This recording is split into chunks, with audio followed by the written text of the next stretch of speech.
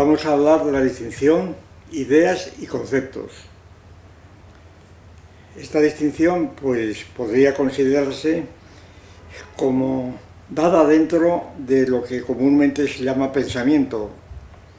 El pensamiento tendría dos escalas diferentes que corresponderían a los conceptos y a las ideas. Claro, me refiero al pensamiento no solamente subjetivo, en el sentido del cogito cartesiano, el yo pienso, sino a los pensamientos objetivos, a los cogitata, por ejemplo, los pensamientos de Pascal, o cualquier otro tipo de pensamientos que están objetivados, que están institucionalizados de algún modo. Y naturalmente estos pensamientos pues estarían compuestos, según esto, de estas unidades que son más o menos convencionales, por supuesto, y que pueden darse aisladas, pueden tomarse aisladas, o bien, pues por ejemplo, como podríamos, el pensamiento o la idea de Dios, vamos por caso, o bien a veces estarían por pares, la idea de materia y forma, vamos por caso, o por tríos, la idea de, pues qué sé yo, de los tres géneros de materialidad, en fin. La cuestión quizá es que la distinción entre ideas y pensamientos no debe confundirse, en todo caso, por ejemplo, con otras distinciones muy comunes, como puedan ser pensamientos fáciles, conceptos o primarios, y pensamientos más difíciles, más complejos, y que hoy día, por cierto, como todo el mundo habrá observado, la palabra difícil ha desaparecido y en su lugar se utiliza la palabra complejo. Se dice, esto es muy complejo, es como si lo complejo tuviera que ser siempre difícil, cuando a veces lo difícil es lo simple. Bien.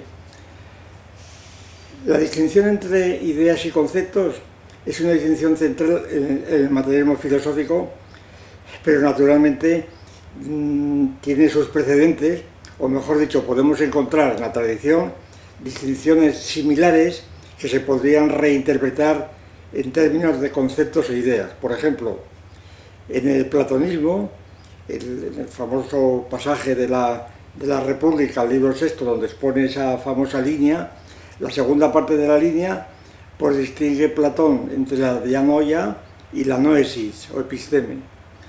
La dianoia vienen a ser los conceptos, ¿verdad?, de los pensamientos astronómicos que proceden por hipótesis, y la dianoia serían las ideas.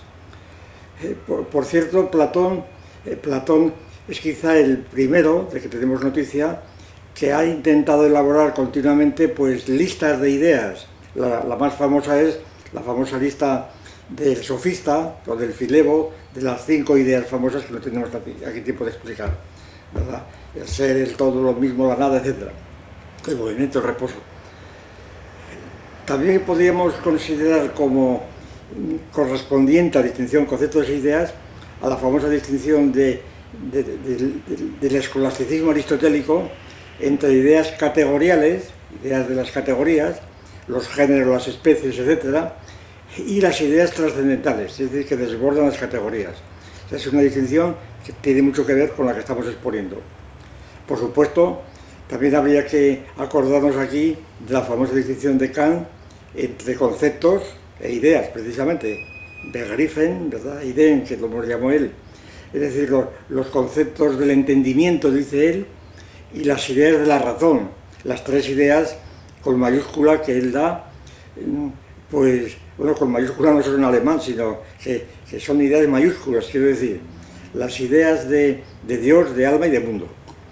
Bien, en resumen, la distinción entre ideas y conceptos, quiero decir, es una distinción en el materialismo filosófico, pero que tiene amplias correspondencias con distinciones tradicionales, y que no es por tanto una distinción gratuita o episódica, una mera ocurrencia. ¿Cómo establecer esta distinción? Pues seguramente un modo de establecerla podría ser este.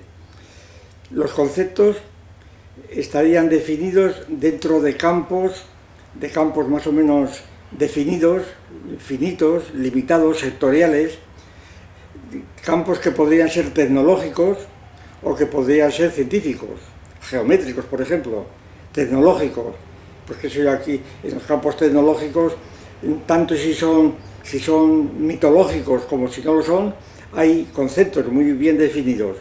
Pues por ejemplo, hay conceptos en geometría, hay conceptos en fontanería, conceptos muy precisos, hay conceptos incluso en tradiciones o en instituciones de carácter mitológico, la zootaurilia, donde se define perfectamente lo que es el buey, el cerdo, etcétera, la oveja, el recinto sobre el que tienen que circular los sacerdotes, etcétera.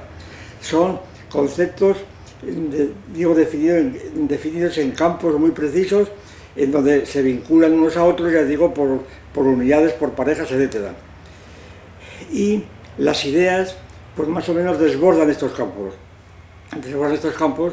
y coordinan o establecen relaciones entre esos conceptos e ideas, entre esos conceptos, y son, por tanto, podríamos decir, pues de segundo orden. Son de algún modo reflexivos con respecto a los primeros, con reflexión objetiva, es decir, ideas que resultan de establecer conexiones entre conceptos, porque suponemos que las ideas no vienen del cielo, de un cielo platónico o un cielo divino, ni tampoco vienen de la conciencia pura, sino que vienen de los conceptos, precisamente. Por lo menos es la tesis fundamental del materialismo. La idea de estructura, por ejemplo, pues aparece tanto en la gramática como en la cristalografía, como en la sociología, como en la lingüística, etcétera, etcétera. Es decir, las ideas entonces se extienden, son de segundo grado, y por eso esta distinción entre conceptos e ideas la hemos utilizado en el materialismo muchas veces para establecer las relaciones precisamente entre las ciencias positivas o las técnicas y la filosofía, evitando así las definiciones de filosofía tradicionales, como pueda serlo la definición de filosofía como investigación de las primeras causas, o bien ciencia de los primeros principios, porque todas estas definiciones son más bien desiderativas que reales. Y entonces, en cambio, la filosofía como disciplina que se ocupa de las ideas, pues es una distinción muy precisa para distinguir desde el punto de vista institucional cuál es la dedicación a que se dedican los filósofos.